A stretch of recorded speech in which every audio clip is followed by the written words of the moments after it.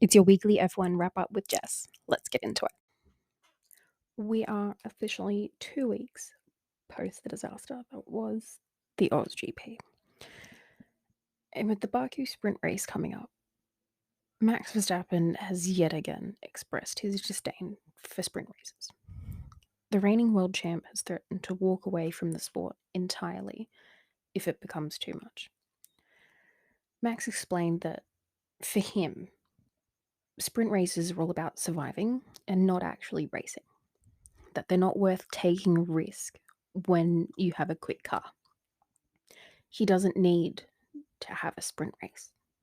The sprint qualifying format just doesn't work for him and Red Bull.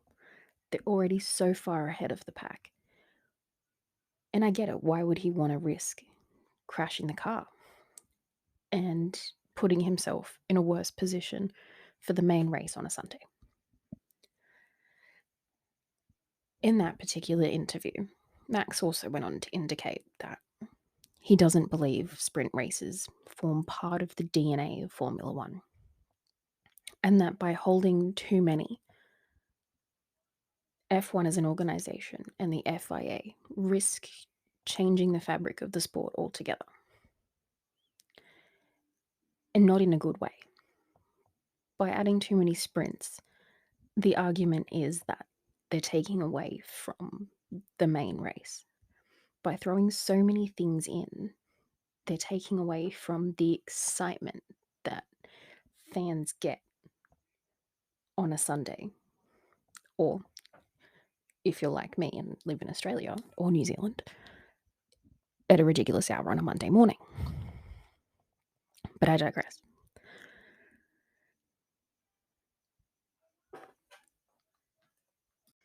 In this instance, I think I'm going to have to agree with Max that so many sprint races in a calendar that is already 24 races long is a bit excessive. There's no need to have that many. Yeah, they're a bit different and, a bit exciting, but it takes a toll on the drivers and the teams and everything. It's not sustainable, and you're essentially throwing in an extra 6 races on top of the 24 that they are already doing, giving them 30 races in a season. And then if you go on and add another 2 in Asia, taking it out to 26 races in a season, adding in more sprint races, you're going to be getting up into the 30s for races that these drivers are expected to have every year. And it is not sustainable. And I wouldn't blame Max if he decided to pack up and leave. He's achieved what he's come to achieve. And if it takes a toll on him and his personal life, there's no need. He's already achieved more than most people can say that they have.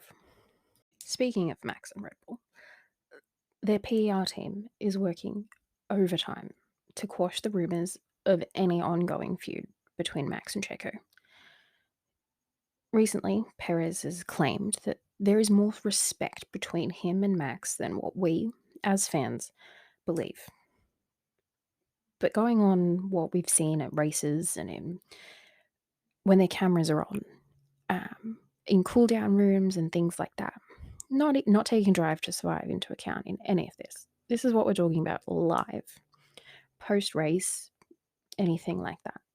The relationship doesn't seem to quite be there. If you have a look at other driver pairings across the grid, they have a great rapport. But Max and Checo, it's not quite the same. So I guess we'll see how that plays out over the course of the season. But Red Bull PR have definitely got their work cut out for them. Now let's move to Mercedes.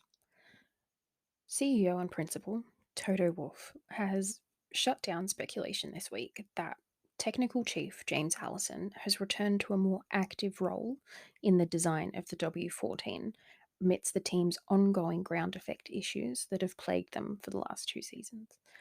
And now this does include the porpoising, which we know has been a major talking point over the 2022 season. So we'll see what comes from it. Is the design of the W14 going to be impacted significantly? I doubt it, given that Toto and Lewis themselves have come out and said that they do not plan on changing the overall design of the car to match Red Bull or Ferrari or anything like that. Even though they have also admitted the design that they've taken doesn't seem to be working. But I guess we'll see. Now let's move to Mercedes.